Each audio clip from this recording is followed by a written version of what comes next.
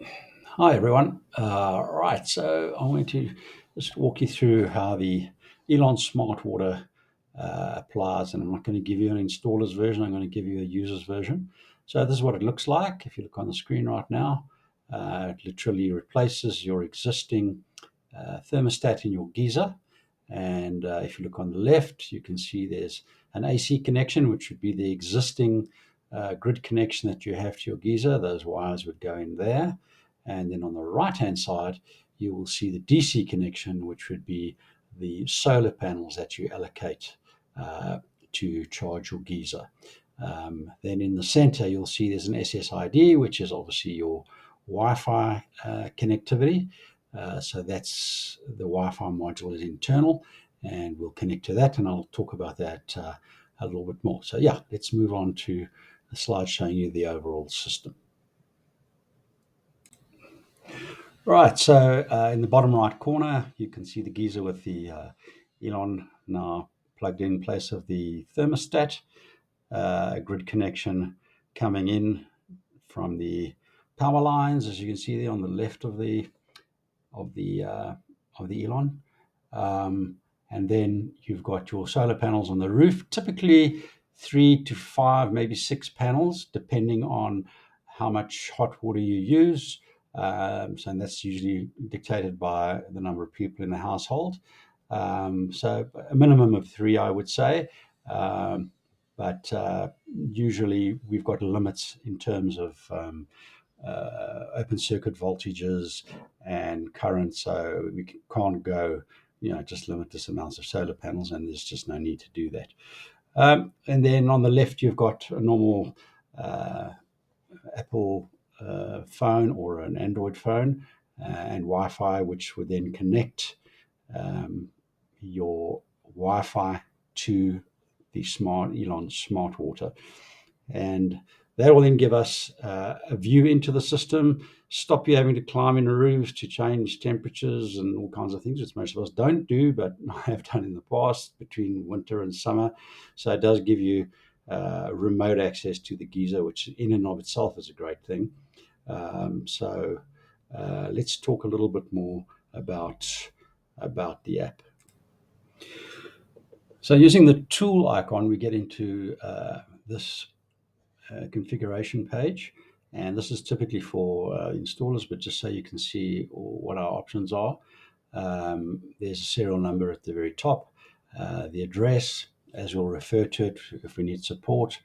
And then we have the maximum temperature for solar that it can go up to. We don't want to overheat the geyser and use more, put in more energy than is actually safe to do in the geyser. And also, once water gets north of 60 degrees C, even at 60 degrees C, it's pretty hot and can be dangerous for small children and elderly. So we don't recommend going north of 60 degrees at any time. Then on the right, you will see the little lightning bolt and 50 degrees C. So that's the max temperature on grid. So again, we haven't gone to 60 here because obviously that takes more energy from the grid to do that. And typically, water anywhere between 35 and 50 degrees is kind of bearable.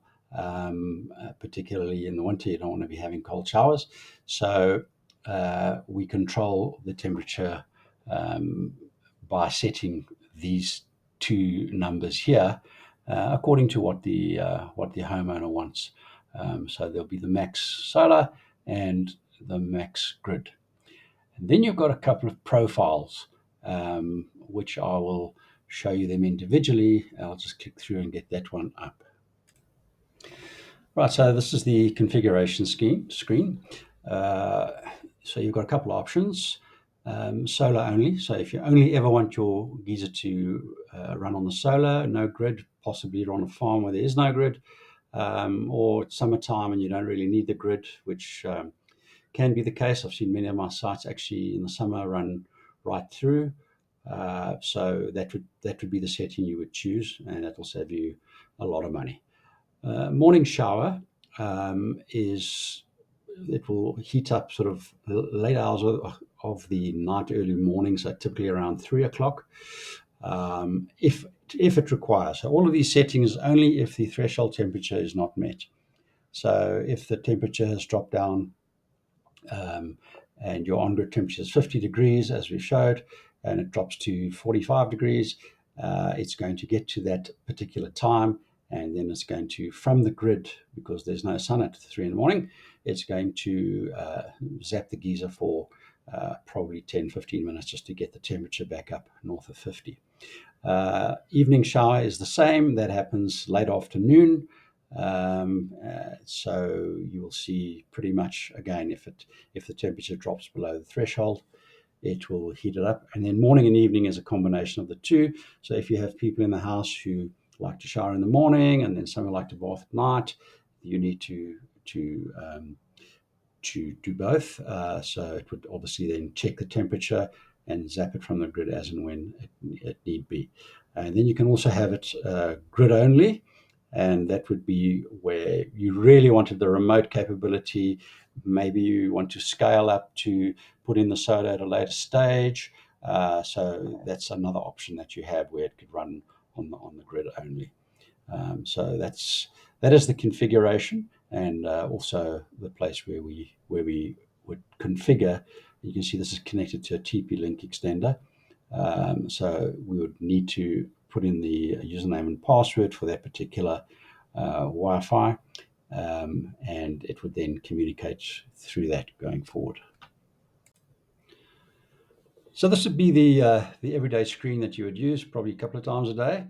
And the top you'll see showing the current temperature, in this particular case 45 degrees C. And on the right of that, it'll tell you that it's currently in solar mode. So it means it's daytime, the sun's up, and it's sitting at 45 degrees. And based on our settings, it's going to head all the way up to 60 degrees. And if you look one block down, you can see that it's configured to heat up morning and evening shower. The solar max is 60 and the grid max is 50 as we set it. Then you have on the right of that the heat with grid now button.